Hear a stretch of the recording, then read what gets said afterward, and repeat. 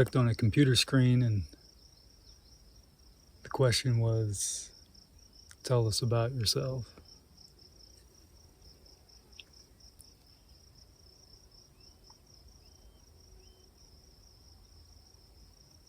I remember about 12 years ago sitting in a philosophy classroom, first day of class. Wasn't my first semester, but first day of class, and the professor was standing at the board, black t-shirt, blue jeans, and gonna start a discussion on Descartes. And this person had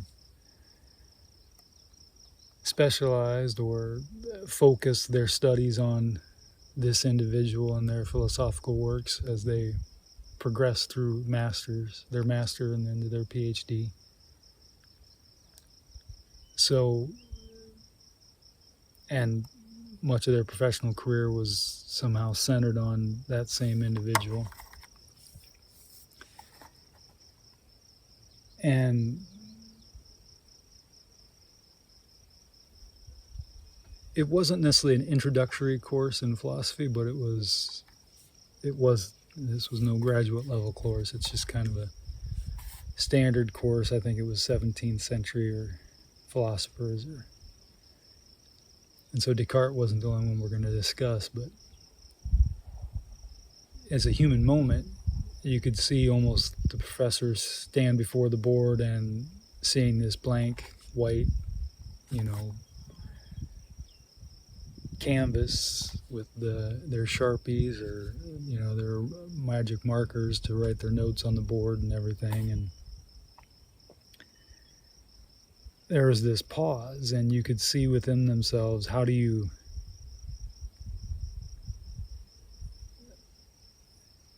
something so intimately. It's not like you can give the facts. Descartes lived here, wrote these books, but if you're trying to transfer some kind of awareness or knowledge onto the students and just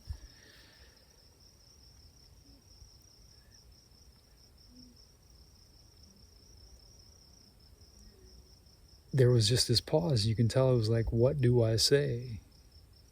If a person had swam across the ocean and you're standing on the shore by the Santa Monica Pier, and how do you stand there with yourself or with somebody and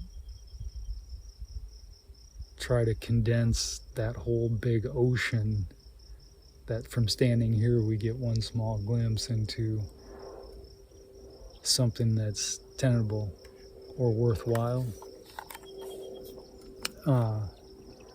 or meaningful. It's all probably worthwhile, but how do you just give, I see somebody as a pastry chef who's spent 30 years as a professional working on as a pastry chef.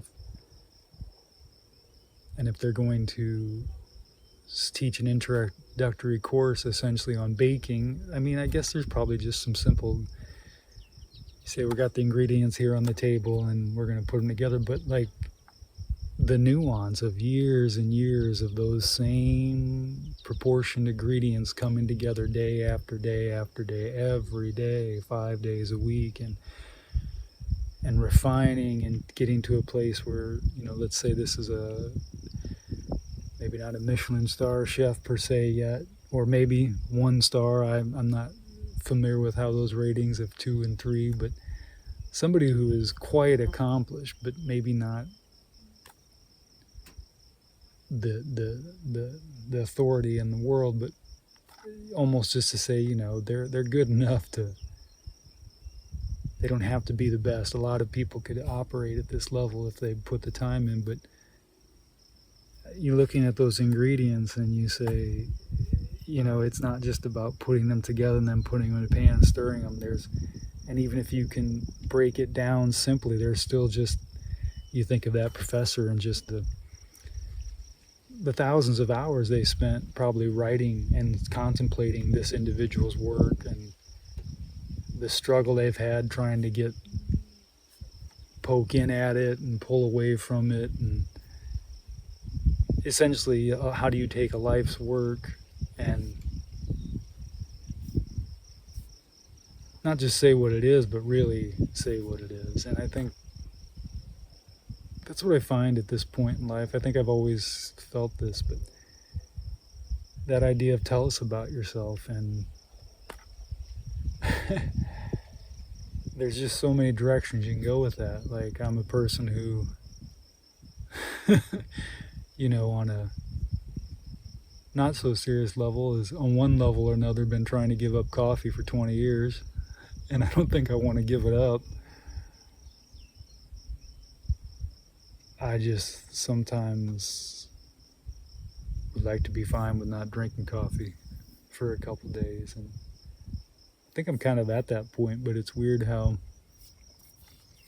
you have that coffee in your life. It's just a simple, nice morning routine, especially if you can get a decent cup of coffee. Some mornings it's like, man, the coffee wasn't good today, and doesn't necessarily set your day off wrong, but it's those little things. And tell us about yourself when it's almost like, I saw something recently that somebody said, if people are having to brand something, you got to be somewhat wary.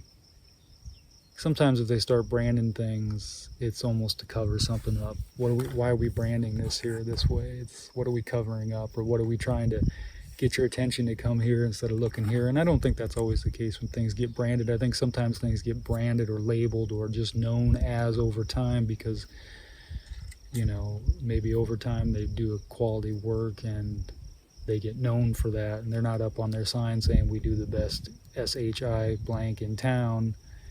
They just get known for that.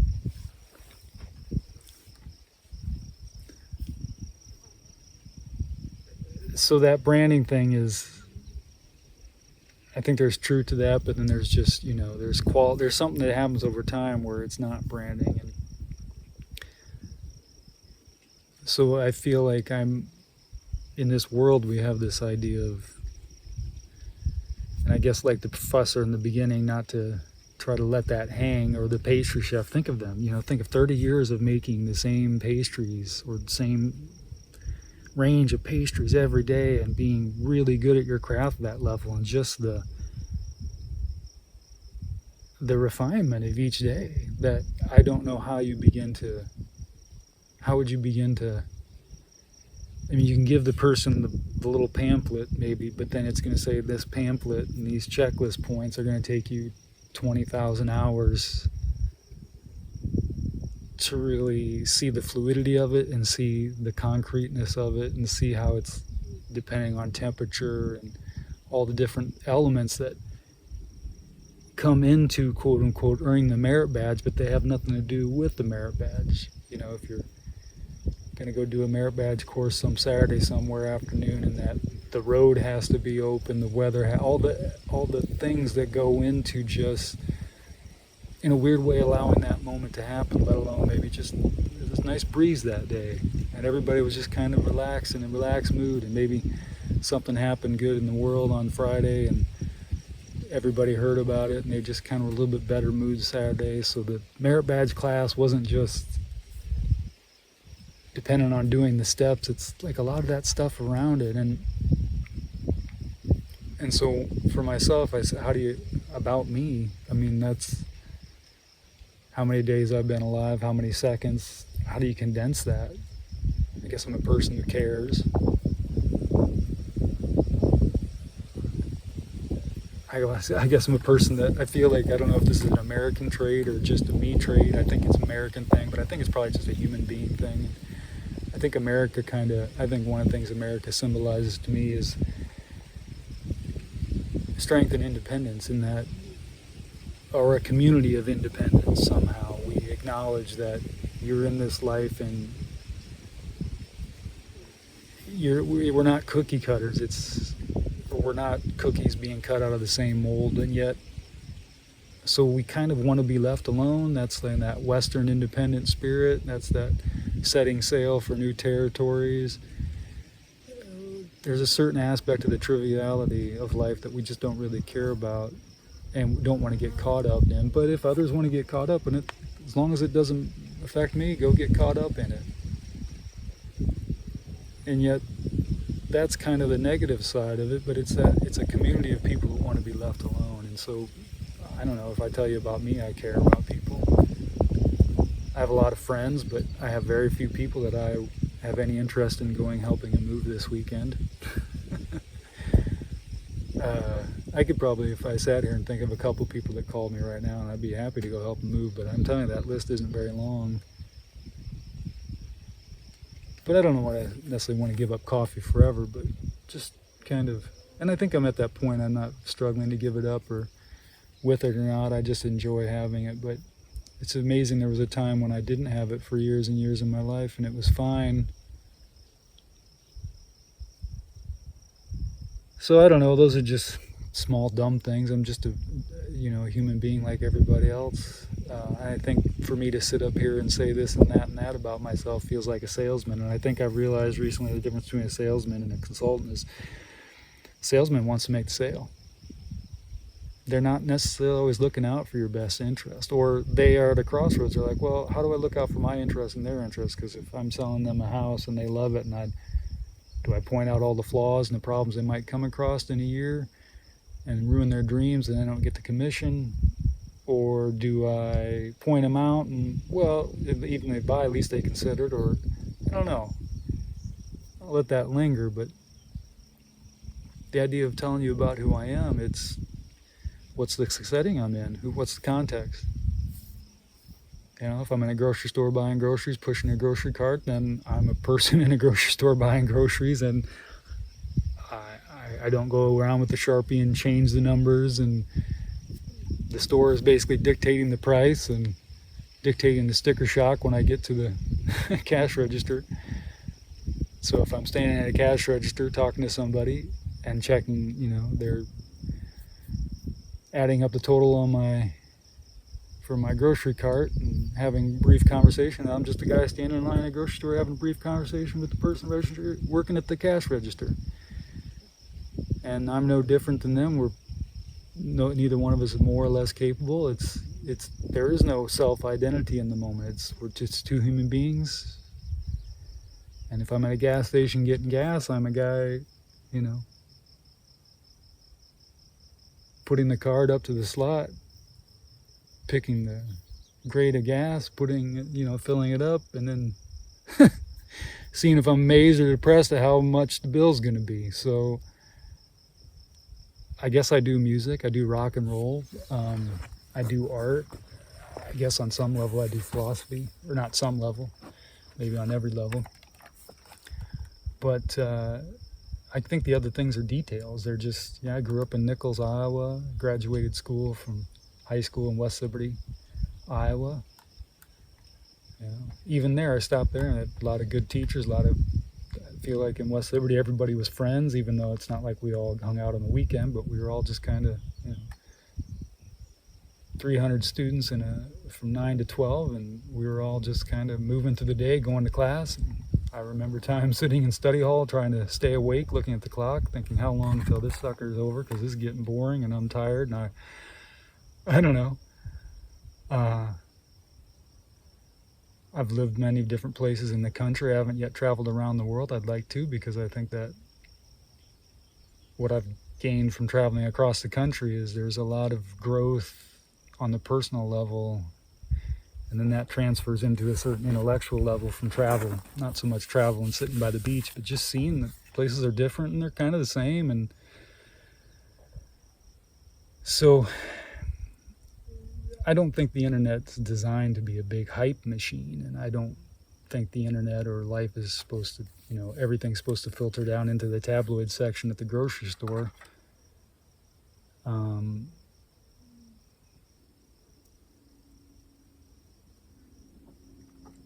But maybe it's like, know me as an individual through my work, not through what I say.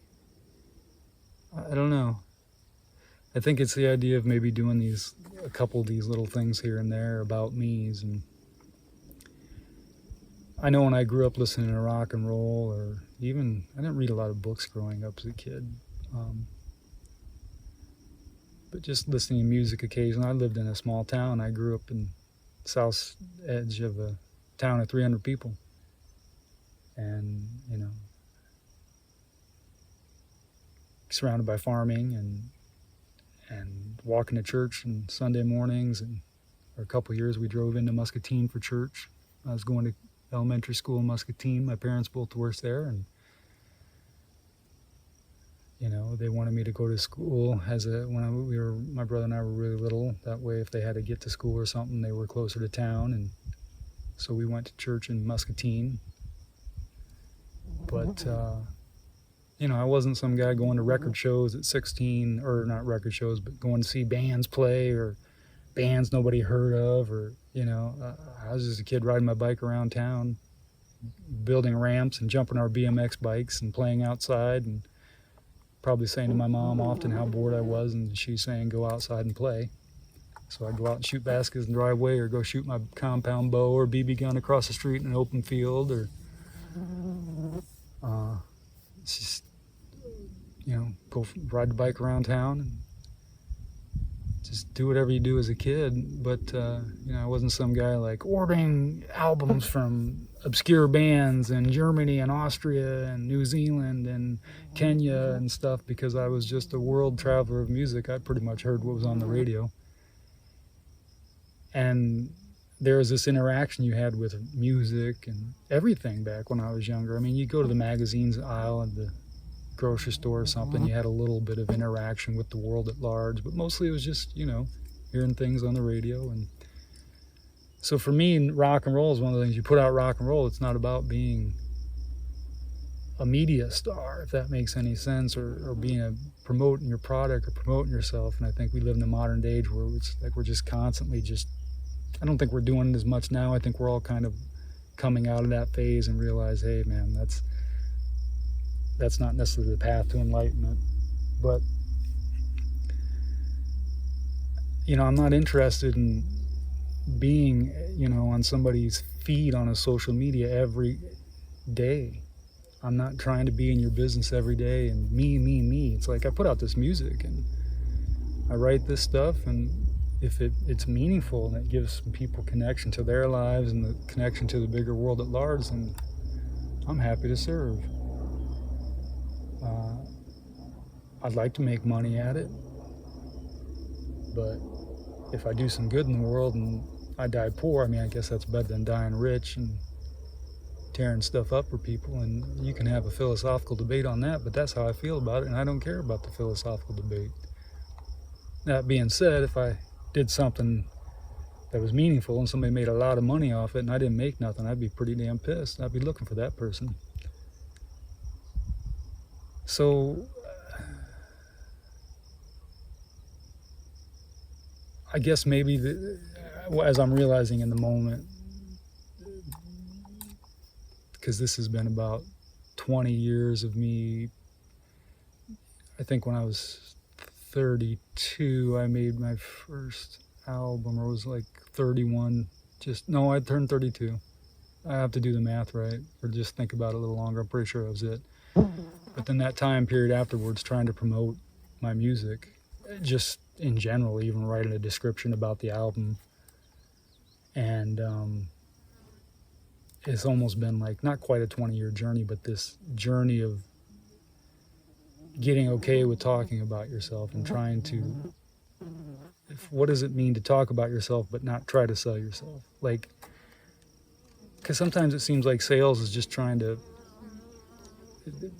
this person, they're closing the deal, and anybody ever around sales, I don't probably need to say much more. There's just this, people that will take anybody home, and they don't really care how they treat them as long as they say what they need to say and they get them in the house, get what they want. And I'm not saying if everybody's involved doesn't want the same thing, there's something wrong with it, but there's something about just BSing people to get what you want. And sure, I'd like people to listen to my music and read my works and watch the stuff I create, but I only want that if it's going to somehow be good for them, like if it's going to make their lives better in the moment. So I guess the same thing from all my works. There's a sense of calmness without this going into this idea of making peace in the world or calmness in the world, but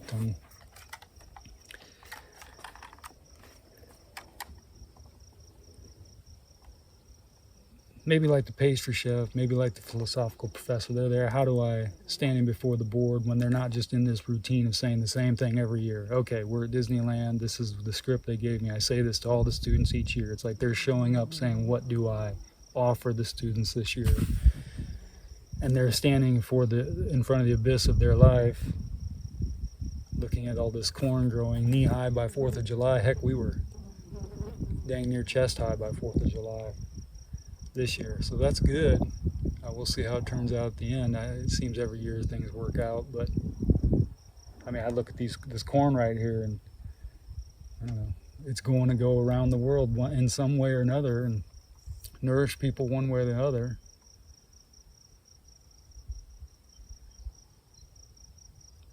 But that professor looking at thousands and thousands and thousands and thousands of hours of their life, and how do I pull some things out of that are worthwhile, not just that make me look good or get me that promotion. And I think that's harder to do than just finding how do I cram people in the seat.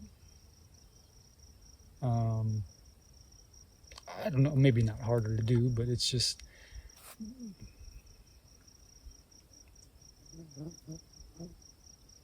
I guess I'm a thinker. Tell you about me, I'm a thinker. I'd like to say I'm a lover. I'm single right now, but that's another conversation for another day. But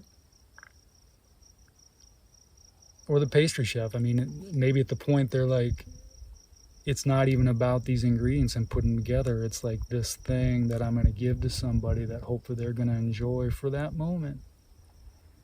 And somebody who's making a meal for somebody knows that they probably are going to want to do this 3 more times tomorrow, even if this meal is great.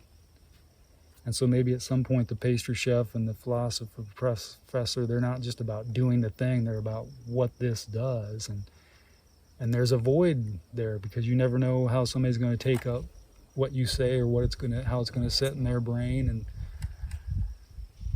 so it's this thing that you're offering, but you want to do a good job. You want it to be something worth offering if somebody's going to spend time with it. But you're not trying to be that, like, even if somebody was a big fan of my music or prose and, you know, came to a number of shows and just was really into the work, and, you know, that I don't think there's anything wrong with that. I've have bands and artists like that, you know, and I'll probably be listening to John Coltrane's music for many, many years. And doesn't mean I'm going to listen to it every day, though. And I might not listen to it for 2 or 3 months. But that, a Love Supreme vinyl or CD, as long as the world doesn't blow up or something, is there. And it's there if you want it. You can pull it out of the shelf. You don't have to build your life around it. And I don't want anybody to build their life around my music or what I do or thinking, or even spending their time thinking about me that much. But if somehow, you know, because music and prose and films and art and a lot of BMX bikes and all that stuff has made this impact in my life. But if you try to say, what are all these little things making impact in my life? How do you even describe that? The sensation that it's all these little moments. Life is just little moments collected in another moment and the next moment. It's like connecting dots, and the dots are all just nice little moments, and we just have nice moments and hopefully meaningful and enriching moments. And you travel and you have these moments and you're expanded, but yet you're also contracted.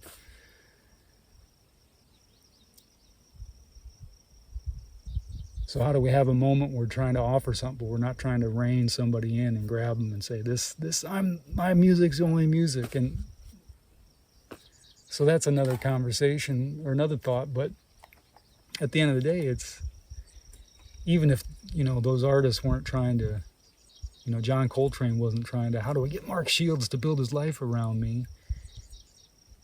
But if he hadn't, and Elvin Jones and McCoy Tyner and Jimmy Garrison, I mean, if they hadn't, you know, just all the artists over time, or the people who made BMX bikes, you know, like, or whoever made the first bike, if they hadn't done that, I couldn't ride my BMX bike around Nichols and jumped ramps and made trails out in the country by the railroad tracks to ride our BMX bikes on. So there's like, my life has been enriched by so many other people's things they've done in their day that have enriched their day, and somewhere down the line it's enriched my life. So I think that's just a goal, to somehow get to some level of quality and enrichment, but yet do it in a way that gives people space. So I'll keep working on the about me, but I think this is a good conversation for today. And you get to a certain age, you can only sit in a kneeling position so long before your body starts getting a little sore. So that's another about me. So I don't know, we'll see how it all comes out, but you know,